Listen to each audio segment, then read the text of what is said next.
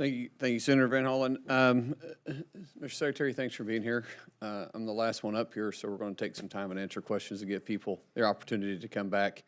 I wanted to point out, has the duties for the Interior increased by 50% over the last 4 years? They have not. If I'm not mistaken here, your budget from 2021 to 2024 grew by almost 50%. That is correct.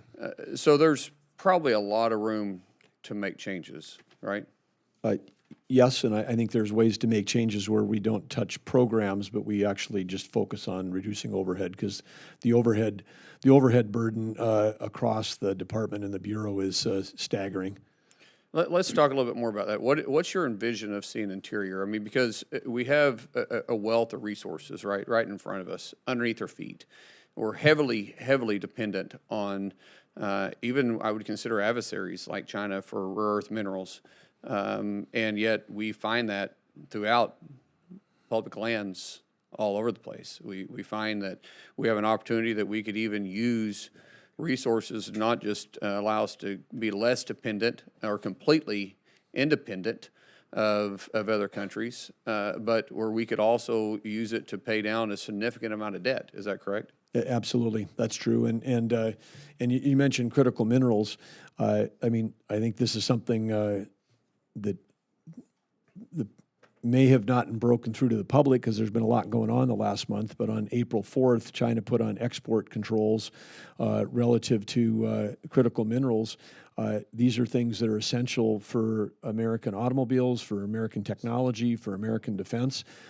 And we have literally, because they control 85% of the refining and we do not have strategic minerals reserves like we have a strategic petroleum reserve, we were literally within 1 month in this country facing the possibility that we were going to run out of minerals, which could have led to shutdowns of factory in the U.S. And I think the general public does not realize the precarious situation we're in. So part of the task that we have is to make sure that we are, for national security purposes and for economic purposes, that we're not put in that position of vulnerability. And it's one of the things that we're working on across the whole of government.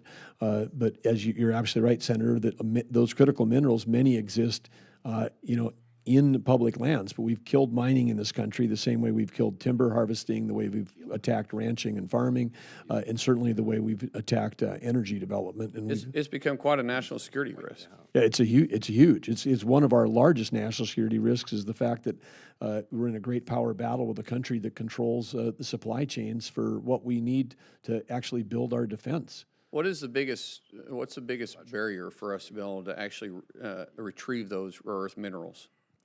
Well, I think that this has been a long-term strategy on behalf of China, where they have not just cornered markets, but when U.S. Companies, innovators, entrepreneurs, job creators have said, "Hey, I'm going to open up a mine," we bury those companies with red tape. Those few that have persevered and become successful. We as the United States. We, the United States, have done that through layers and layers of permitting delays, passing laws that create extra costs, that discourage them of being able to get the capital they need to develop those kinds of either extraction or refining processes. And then when they finally do, a few of them break through and get successful, and then they're producing a mineral here, then China just dumps and floods the market with the supply that they have, collapsing the price, and then the companies can't exist. And so they're using their power and state capitalism to actually affect the outcome of companies here. And so between our red tape and their dumping materials, we literally have no critical minerals industry left, and we've got to get back in that game. I mean, it's just incredible the risk we put ourselves in. And I know you're working with the Department of Energy and plus the President on correcting this, because as I can't overstate, it is a huge national security risk we run, and we literally have it under our feet. And a lot of this is found in tribal land and tribes that are in reservations that are struggling today, struggling financially. You go some of these reservations, and they literally look like a third world country. They don't have the ability to bring gaming in because they're in very rural areas. Their hospitals are in bad shape. Their schools are in bad shape. There's almost no future for those that live there. And yet we could bring that future and that wealth to those tribes if we could get out of our way. Yeah, absolutely. And we've been in discussion with one of the tribes in Arizona. I mean, they've got tremendous uranium deposits, and here we are. I mean, we're even though the war in Ukraine has been going on, we're importing enriched uranium from Russia to run our 93 remaining nuclear plants. I mean, some of these things are just absurd, that we've created dependencies around the world on the adversaries that we're actually in, if not in power battles with or trade battles, we're in proxy wars with them, and it's just insane that we would be dependent on them for our, in this case, almost 20% of our electricity in this country. All right. I want to turn my attention to McGirt, a decision that was made by the Supreme Court that's really put law enforcement and law and order at a heavy strain, and it's unique to Oklahoma. We're doing better with it, but I've asked the justice to come in and just brief Oklahoma to kind of see what his envision was. Unfortunately, I met a less than welcome response from the justice, and I'm trying to leave his name out of it because I don't want to bring attention to it.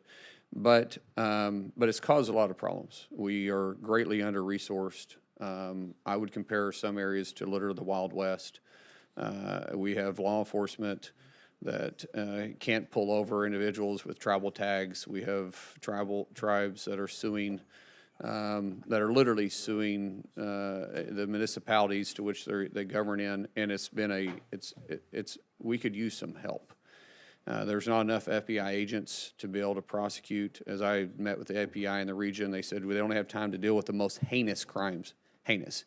And sir, I know you've been in the same briefings that I've been in, and those heinous crimes are heinous, but there's a lot of crimes behind that are pretty heinous too. And we just could use a lot of assistance in that. And so I would look forward to working with you, and even if you have time for us to be able to come in and brief you on it, or get you to Oklahoma at some point and really do a deep dive, because it has become quite a mess.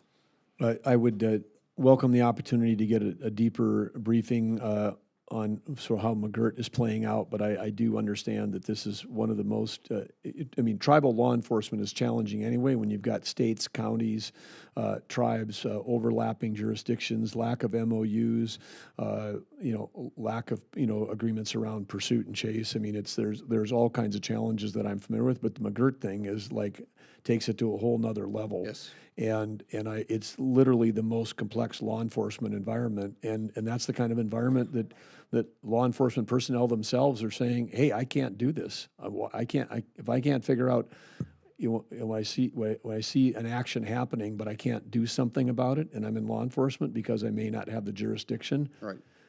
That is, it's. We've created a super complex situation, and I appreciate you, Senator, being so engaged with it, because it's going to take a full effort to try to get this sorted out.